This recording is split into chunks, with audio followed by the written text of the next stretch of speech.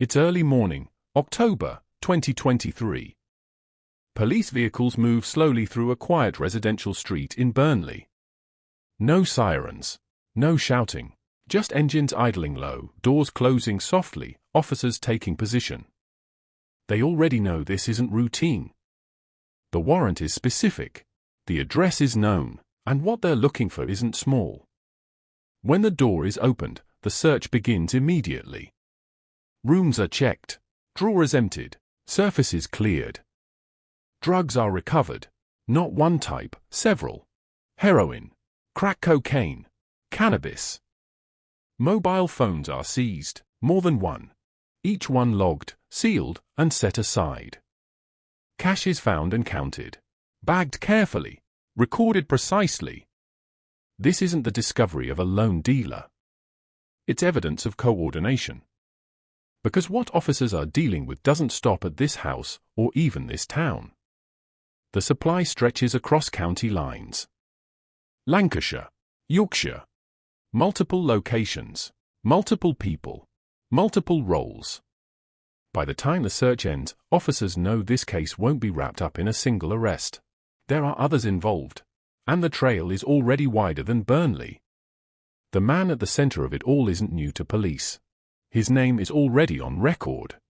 He has convictions behind him. And yet, the operation continued. This time, though, there's something different. Phones that don't just hold numbers, but patterns. Messages that don't just arrange deals, but expose structure. Links that connect people, places, and supply routes. And as officers step back from the property, one thing is clear. This investigation won't end with today's raid. Because what they've uncovered isn't just a dealer, but a family-linked drug operation stretching from Burnley to Bradford. Burnley and Bradford sit less than 30 miles apart. Different counties. Different police forces. But when it comes to drug supply, those boundaries mean very little. Investigators would later describe the movement of drugs between Lancashire and Yorkshire as deliberate and organised. Supply pushed across county lines. Distribution handled locally. Control kept tight. At the center of that structure was a 24-year-old man, Junaid Khan. He had no fixed address, no permanent base tied to his name, and crucially, he was already known to police. At the time this investigation was unfolding, Khan was already serving a prison sentence for previous drugs offenses. Yet the activity linked to him did not stop. Police would say the network continued to operate through mobile phones, existing contacts, and people trusted to act on his behalf.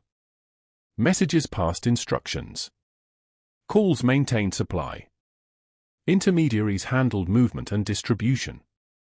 According to investigators, this was not a one-off operation. It was sustained, structured, and connected to members of the same family. Lancashire police identified the operation as being run through the Khan family, supplying heroin, crack cocaine, and cannabis across multiple locations in Burnley and Bradford. What concerned officers wasn't just the volume of drugs, but who was involved. Adults with defined roles, and younger individuals drawn into the supply chain.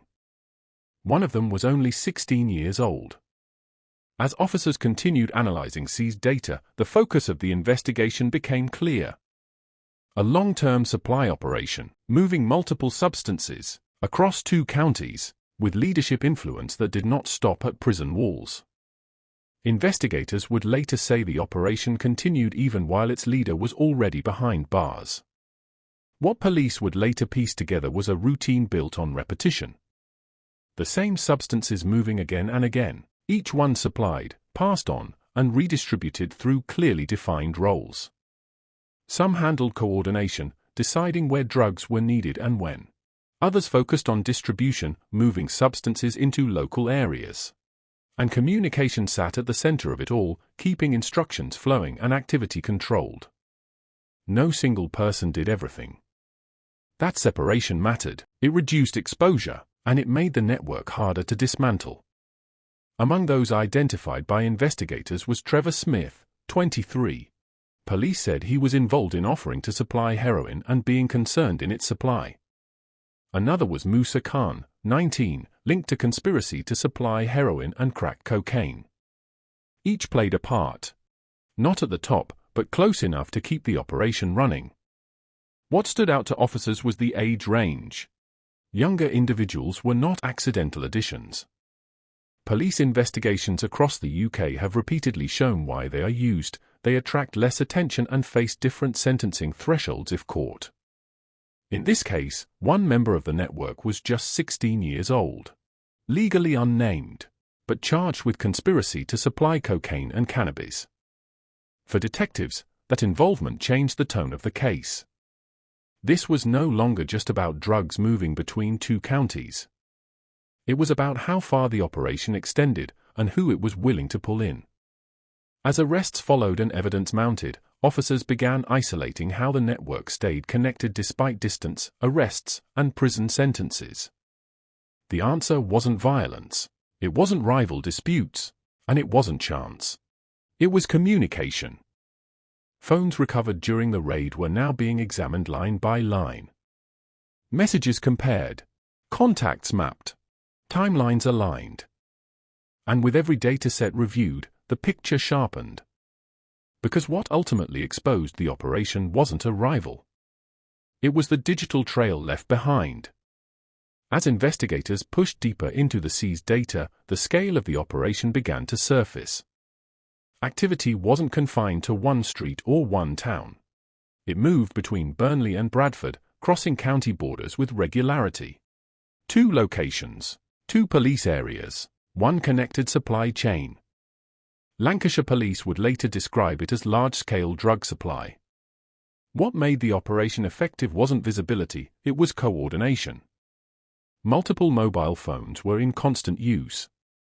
Different devices, different contacts, different functions. Some phones were used to arrange supply, others to manage distribution, others to pass instructions without direct contact. Messages were short, calls were timed, patterns repeated.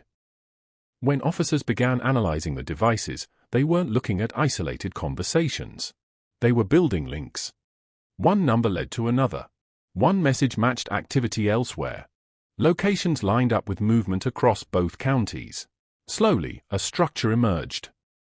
Phones allowed police to identify who spoke to whom, when, and for what purpose. They mapped routes. Not on paper, but through data. They separated organizers from distributors, decision-makers from runners. And at the center of those connections was one figure. Police identified Junaid Khan as the head of the organized crime group. Leadership wasn't about being present. It was about control. Despite his history of imprisonment, investigators said his influence continued. Instructions still moved. Contacts stayed active. The operation did not pause. For officers, this confirmed something critical. This wasn't a loose collection of dealers. It was organized, maintained, and resilient to disruption. As the digital picture expanded, so did police confidence. They were no longer guessing who was involved. They were confirming it. Every new dataset reduced uncertainty. Every connection strengthened the case. And long before arrests were made public, detectives were already several steps ahead, quietly watching the network reveal itself, one message at a time. By the time officers moved in, they already knew more than the group realized. By this stage, the operation was no longer improvised. It functioned through routine. Supply was maintained consistently. Movement was planned. Instructions were relayed without unnecessary conversation. Police would later outline a structure that depended on reliability rather than visibility. People were selected because they were known, reachable, and willing to follow direction. Runners were used to keep distance between decision-making and distribution. Tasks were narrow. Information was limited. Few people saw the whole picture. Communication remained tightly controlled. Phones were rotated. Messages were brief. Contact was purposeful. And within that system, youth involvement remained a constant concern. One member of the network was 16 years old. According to investigators, that age was not incidental. Younger individuals were less likely to draw attention and more likely to be underestimated. For police, this shifted the focus from what the operation achieved to what it risked creating. As the network continued to operate, surveillance intensified. Phone data was cross-checked. Timelines were rebuilt. Connections were tested and retested. What initially appeared as separate conversations began to align. Messages coincided with movement. Contacts overlapped across locations. Monitoring escalated quietly. There were no immediate arrests. No visible intervention. Instead, investigators allowed the operation to continue under observation, gathering evidence, confirming roles, and strengthening the case. And with every passing week, the pressure increased. Because the same structure that kept the operation running was now working against it. Consistency made it traceable. Routine made it predictable. By the time those involved realized attention had shifted, the groundwork was already laid. The confidence that came with repetition was beginning to give way, not to chaos, but to scrutiny. October 2023 marked the moment the investigation shifted from observation to action. After months of monitoring, analysis, and confirmation, officers moved decisively. The focus was a property connected to Junaid Khan. This was no longer about suspicion. It was about execution. The raid was carried out with precision. Officers entered knowing exactly what they were there to recover, and why. Inside, drugs were found. Not isolated. Not incidental. Mobile phones were seized, several devices, each treated as evidence rather than property. Cash was recovered, secured, and logged. What followed was not a single arrest, but a sequence. As information gathered from the raid was processed, pressure spread outward. Other individuals connected to the network were identified. Arrests followed across those already known to investigators. But the true breakthrough did not come from what was visible. It came from what was stored. Digital analysis became the center of the case. Messages were examined line by line. Supply instructions compared. Contact lists aligned with known movements. Police began connecting conversations to locations. Burnley. Bradford. What had once appeared as separate activity now formed a clear pattern. Routes emerged. Roles became defined. Control points were identified. Lancashire police would later confirm publicly that the evidence uncovered showed drug supply operating on a large scale across 2 counties. And it was the phones, not eyewitnesses, not chance stops, that tied it all together. Because the devices didn't just contain evidence of drugs being sold. They showed coordination, hierarchy, continuity. The phones didn't just show dealing, they showed organization. By this point, the investigation had moved beyond proving offenses. It was now documenting structure. And as officers finalized their case files, one thing became clear. This operation hadn't collapsed suddenly. It had been recorded, measured, and dismantled, message by message. What came next would no longer be decided in the streets, but in court. When the case reached court, there was no argument about what had taken place. One by one, those charged accepted responsibility. Every defendant pleaded guilty. There were no contested trials. No attempts to unravel the evidence. What had been built through data, surveillance, and coordination now stood unchallenged. At Burnley Crown Court, the focus turned to sentencing. The court heard how the operation functioned, how it crossed county borders, and how roles were assigned. Judges did not need speculation. They had records. Messages. Confirmed links. At the center of the case stood Junaid Khan. The court accepted the prosecution's position that he led the organized crime group. That leadership carried weight. So did his previous convictions. The sentence reflected both. Khan was sent to prison for 8 years and 9 months. No speeches. No dramatic reaction. Just the finality of a custodial sentence imposed for sustained drug supply. Next came Trevor Smith, aged 23. The court heard his role in offering to supply heroin and being concerned in its supply. His involvement was not peripheral. It was active. He was sentenced to 3 years and 9 months in prison. Musa Khan, aged 19, was dealt with separately. The charge, conspiracy to supply heroin and crack cocaine, placed him firmly within the network. His age was noted. So was his role. The sentence, 1 year and 6 months in custody. Then came Keely Glover, aged 33. Her involvement was limited to being concerned in the supply of cannabis. The court determined that immediate imprisonment was not required. She received a 15-month community order. Each outcome reflected a different level of responsibility. Different consequences for different roles. One name, however, was treated differently and could not be spoken. A 16-year-old, legally unnamed, had pleaded guilty to conspiracy to supply cocaine and cannabis. Because of age, sentencing was deferred. That decision would be made later, on the 23rd of September, at Preston Magistrates Court. For the court, the picture was complete. A 2-county supply operation. Multiple drugs. A clear leadership structure. Youth involvement. And evidence that left no room for doubt. There were no theatrics in the courtroom. No dramatic collapses. No declarations of innocence. Just outcomes. And with each sentence passed, the operation that once relied on routine and distance was formally brought to an end. With the sentences handed down, the operation stopped moving. Phones went silent. Contacts disappeared. Routes that had carried drugs between Burnley and Bradford were cut off. Police described the network as dismantled, not disrupted temporarily, but taken apart through arrests, convictions, and custodial sentences. What had once relied on coordination and routine could no longer function. For officers involved in the case, the outcome carried a wider message. Detective Sergeant Stu Peel spoke publicly after the sentencing, urging people to continue reporting suspicious activity. He emphasized that information from the public, whether given directly to police or anonymously through Crime Stoppers, remains critical in exposing organized drug supply.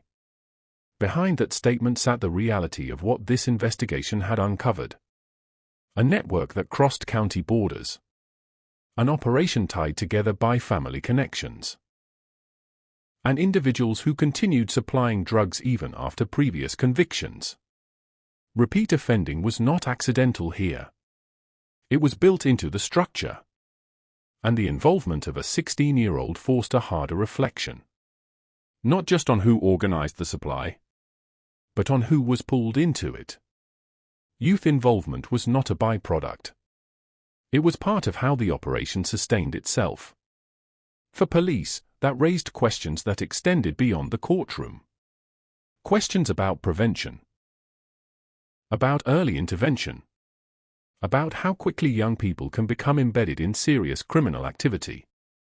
And for those sentenced, the consequences were no longer abstract. Prison terms replaced movement. Court orders replaced routine. And the operation that once depended on distance and delegation was reduced to case numbers and custodial dates. When the final files were closed, one question remained. What future did this operation offer anyone involved? Not stability. Not protection. And not longevity. Only sentences, records, and a trail of consequences that would extend long after the supply stopped. What began as a coordinated supply operation between 2 counties ended in courtrooms and prison cells. Heroin. Crack cocaine. Cannabis. Moved across Lancashire and Yorkshire through a network built on communication, routine, and distance. At its centre was a leader already known to police. Someone whose previous convictions did not stop the operation from continuing, but ultimately shaped its end. The sentences handed down were not moments. They were years. Years in custody. Years carrying criminal records. And long-term consequences that reached far beyond those directly involved. This case was not brought down by chance. It was dismantled through evidence, persistence, and time. And it serves as a reminder of how organized drug supply is uncovered. Not all at once, but piece by piece. If this case made you think, take a moment to like the video, subscribe to the channel, and turn on notifications so you don't miss future stories. Because there are more investigations like this. And more networks still being uncovered.